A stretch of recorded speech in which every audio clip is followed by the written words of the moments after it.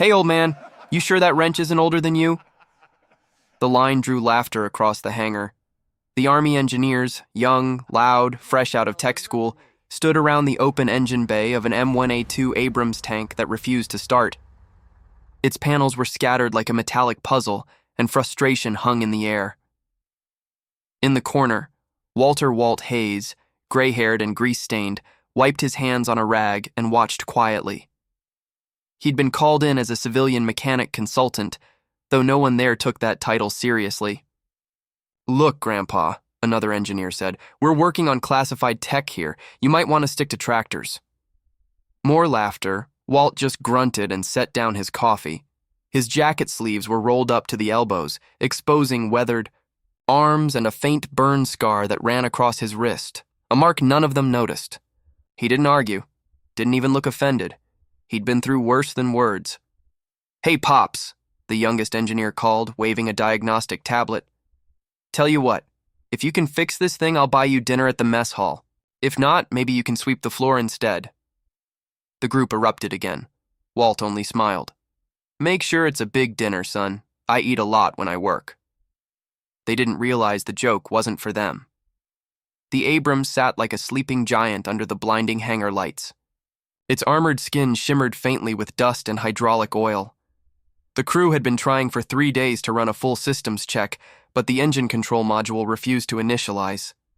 "No data response, no ignition," muttered Lieutenant Carver, the project lead. "We've replaced every cable, every fuse. The ECU's clean." "Maybe the ghost in the machine's tired," someone joked. Carver sighed and turned toward Walt. "You got any ideas, old-timer?" Walt walked slowly around the tank, his boots echoing on the concrete. "You changed the power couplings?" "Yeah, ground wire. Twice." He nodded thoughtfully. "Then maybe it's not what's broken that's the problem." Carver frowned. "Meaning?" "Meaning maybe you're not asking it right." The men laughed again. "Oh, sure," said one. "Maybe the tank's just shy. We should whisper sweet nothings to the starter motor." Even Carver cracked a grin.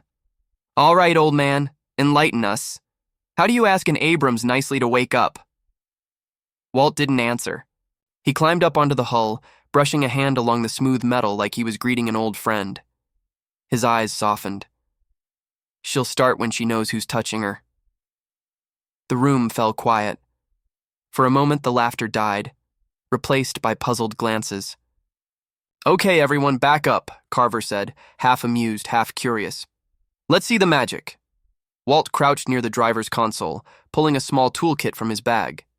Every motion was slow, deliberate, like a man handling something sacred.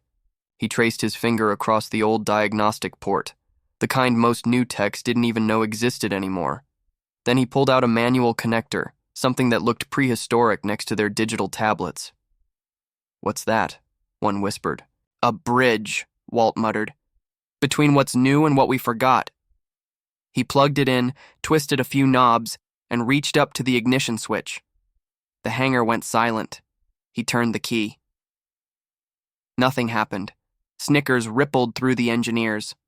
"I told you, old man," said the youngest one. "That thing's done for." But Walt didn't move. He adjusted one wire, tapped a small switch under the console panel, and whispered almost to himself, "Come on, girl. Remember me." The console lights flickered.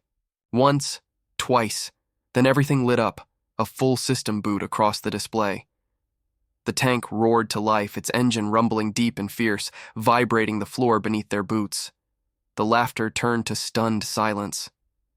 Carver blinked. "What the hell?" The onboard monitor flickered, and then words appeared across the HUD in bright green text. "User recognized. Hayes, Walter J. Master Tech level access granted." The young engineers stepped back as the system beeped and unlocked every secured function. The name was burned onto the screen. His name. Carver stared at the console like he'd seen a ghost. How is that even possible?" Walt climbed down slowly, wiping his hands again. "Guess she remembered me." One of the engineers muttered, "That can't be right. His name's in the system. That's legacy developer-level access. Carver turned sharply. Wait, developer? Walt gave a small shrug. I was part of the prototype team, back when we built her. Silence. He continued, voice steady, but soft. It was 82. We were testing an early engine management unit for the Abrams. They said it couldn't be done, linking the analog core to a digital feedback system. But we made it work, Carver whispered. You built the control unit? Designed it. Wrote most of its firmware myself. The ID you just saw? It's the old failsafe code, put in by me, in case she ever got stuck. The youngest engineer stepped forward, eyes wide. You're saying, this tank knows you? Walt chuckled quietly. Not me, son. The man I used to be. The hangar was dead silent again. Every sound, the hum of lights, the hiss of hydraulics, seemed to fade into the background. A voice echoed from the hangar door. Well, I'll be damned. Everyone turned. Standing in the doorway was Major General Briggs, head of base operations. He'd come down after hearing that one of the Abrams had come alive unexpectedly. He walked straight toward Walt, boots clanging. Hayes, Walter J. Hayes. Walt turned, surprised. You remember me, sir? Briggs stopped, a smile creeping across his weathered face. Hard to forget the man who saved my tank division during Desert Storm. You patched a cracked fuel line with a tent zipper and chewing gum, if I recall. Laughter, not mocking this time, but genuine, rippled around the room. Briggs' expression softened. Gentlemen, you're looking at one of the best mechanical minds the Army ever had. Half the field modifications we still use came from this man's improvisations. The engineers looked at each other, faces burning. Briggs stepped back, then snapped into a sharp salute. It's an honor to see you again, Master Technician. The old man hesitated, then returned the salute with quiet dignity. The hangar was silent except for the low, idle hum of the awakened tank. The young engineers crowded around, asking questions, eager, ashamed, respectful now. Walt answered a few, but mostly he smiled, eyes distant. Carver finally approached him. Sir, Don't worry about it, son, Walt interrupted gently. You just learned something no manual teaches. What's that? Respect, for the people who built what you're standing on. He patted the tank's hull one last time. She's all yours now. Treat her right. As he walked toward the exit, the digital screen inside the Abrams flickered again. Thank you, Walter. Carver saw it and froze. Did you see that?